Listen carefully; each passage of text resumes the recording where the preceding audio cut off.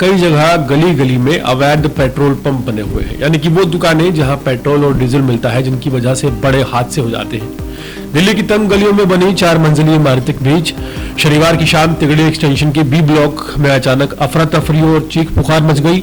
मंगलवार बाजार road Poonam sweets के पास एक मकान में धुआं उठते देख लोगों को पहले लगा कि कोई छोटी मोटी चिंगारी यहां पर होगी, पर कुछ ही पलों में आग की लपटें इतनी भयानक हो गई कि इलाके में भगदड़ मच गई। इस 4 मंजिला मकान के ग्राउंड फ्लोर पर चल रही फुटवेयर की दुकान में भयंकर आग लग गई और देखते ही देखते इमारत को अपनी चपेट में ले लिया। कुछ ही मिनटों में 4 लोगों की जान चली गई। एक महिला गंभीर रूप से झुलसी है, जिसे सफदरजंग अस्पताल में भर्ती कराया गया है और इलाज जारी है। फायर ब्रिगेड ने बताया कि आग की शुरुआत ग्राउंड फ्लोर स्थित उस दुकान से हुई जहां जूते चप्पल के साथ अवैध रूप से पेट्रोल डीजल भी बेचा जा रहा था।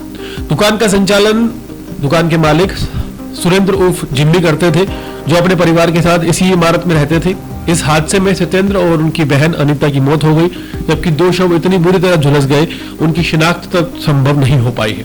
अस्पताल में भर्ती ममता करीब 25% झुलस गई है और उसका इलाज जारी है। स्थानीय लोगों और पुलिस सूत्रों के अनुसार जिम्मी दुकान के गेट के पास ठीक बाथरूम की दीवार के साथ पेट्रोल पंप के साथ डीजल ड्रम छुपाकर रखता था। संगम विहार, देवली और खानपुर के कई इलाकों की तरह इस इलाके में भी अवैध फ्यूल की बिक्री हो रही थी, जो लंबे समय से चल रही है। शनिवार शाम करीब 6:24 पर जब जिम्मी बाथरूम गया और जैसे ही उसने लाइटर जलाने के लिए स्विच ऑन किया, वहां रखे फ्यूल ने चिंगारी पकड़ ली। शॉर्ट सर्किट से चिंगारी भड़क उठी और कुछ ही मिनटों में भयानक विस्फोट का शक्ल ले लिया और जो जूते चप्पल, सिलाई मशीन और तेल के ड्रम थे, उन्हें अपनी चपेट में लेकर वहां आग बुरी तरह जलने लगी। धुआं ऊपर की मंजिल में तेजी से भरने लगा। ग्राउंड फ्लोर पर मौजूद 3 लोग मौके पर ही झुलस कर गिर पड़े। ऊपर के कमरों में भी फंसे लोग चीखते रह गए। बाहर खड़े लोगों ने पहले बाल्टियों और पानी में आग बुझाने की कोशिश की। कुछ ने गैस सिलेंडर के फटने का डर जताते हुए लोगों को दूर रहने की सलाह दी। इसी बीच किसी ने तुरंत पुलिस और फायर ब्रिगेड को फोन किया। एक प्रत्यक्षदर्शी ने बताया कि करीब 6:30 बजे आग भड़की। तब हालात इतने भयावह थे कि ऊपर की मंजिल पर खड़े लोग सांस लेने में भी उन्हें मुश्किल हो रही थी। इसी बीच तीसरी मंजिल पर फंसी जिम्मी की बहन अनीता और उनके साथ मौजूद ममता ने नीचे खड़े लोगों की आवाज सुनी।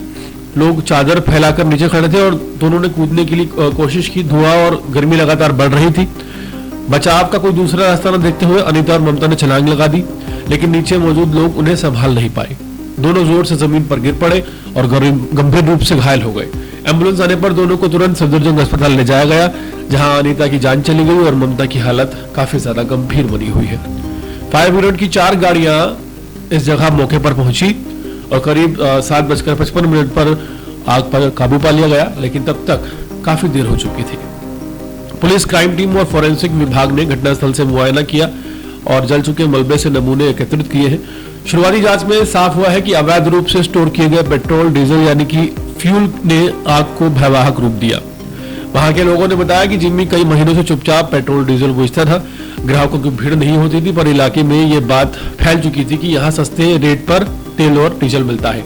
कई बार लोगों ने उसे समझाया भी, लेकिन उसने किसी की बात को गंभीरता से नहीं लिया। शनिवार की शाम वो लापरवाही 4 परिवारों पर काफी ज्यादा भारी पड़ गई। इस दर्दनाक हादसे ने न सिर्फ तिगड़ी एक्सटेंशन को हिला दिया है, बल्कि राजधानी दिल्ली में जो अवैध रूप से कई क्षेत्रों में पेट्रोल और डीजल खुले में बेचा जा रहा है, उस पर भी सवाल खड़ा कर दिया है। ये कारोबार खुलेआम चलता है। पुलिस दुकानों पे रखे ज्वलनशील पदार्थ के स्रोतों को, इस अवैध कारोबार के पीछे काम करने वाले लोगों की तलाश शुरू कर चुकी है। जांच टीम ने मकान मालिक के परिवार और किराएदारों से पूछताछ की है।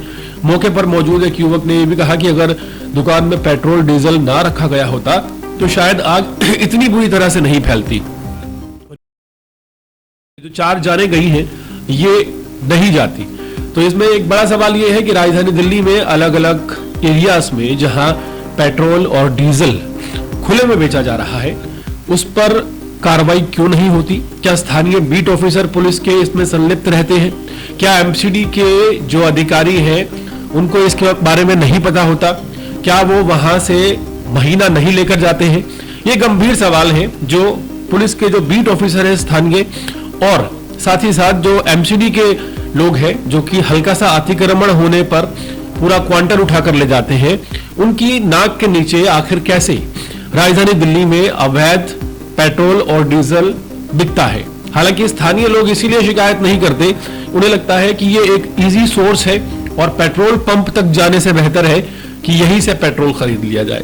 लेकिन आपको बता दें, राजधानी दिल्ली के रोहिणी इलाके से लेकर कई ऐसे इलाके हैं जो आउटर में पड़ते हैं, जहां खुलेआम एक नहीं कम से कम 10-10 ऐसी दुकानें हैं जिनमें डीजल और पेट्रोल खुले में प्लास्टिक के डिब्बों में रखकर बेचा जा रहा है, जो कि किसी भयानक विस्फोट की ओर संकेत करता है। आने वाले समय में कभी भी यहां पर विस्फोट हो सकता है, क्योंकि इसके पीछे का एक बड़ा रीजन यह है कि आप अगर गौर करें, आप कहीं भी दिल्ली के आउटर इलाके में अगर रहते हैं जहां खुले में पेट्रोल और डीजल बेचा जा रहा है, वहां पेट्रोल और डीजल की दुकानों के साथ ही पान, बीड़ी, सिगरेट की दुकान जरूर आपको मिलेगी। और ये एक बहुत बड़ा चेतावनी है कि आने वाले समय में इस दोनों का जो कॉम्बिनेशन बनता है उसकी वजह से कोई भयानक हादसा हो सकता है। और ये दुकानें रेजिडेंशियल एरियाज में खुली हुई होती है। दिल्ली पुलिस के वो पुलिस अधिकारी, वो बीट ऑफिसर्स जिनकी वजह से ये दुकानें चल रही हैं, उन पर सख्त कार्रवाई होनी चाहिए, उन्हें सस्पेंड किया जाना चाहिए। एमसीडी के वो अधिकारी जिन पर जिम्मेदारी है कि वो ज्वलनशील पदार्थ को खुले में ना बिकने दें, उनका चालान करें, उनकी दुकान सील करें, उन पर भी कार्रवाई होनी चाहिए। क्योंकि अगर इस तरह की अवैध बिक्री को नहीं रोका गया तो आने वाले समय में इस तरह के और हादसे दिल्ली के कई क्षेत्रों में हो सकते हैं।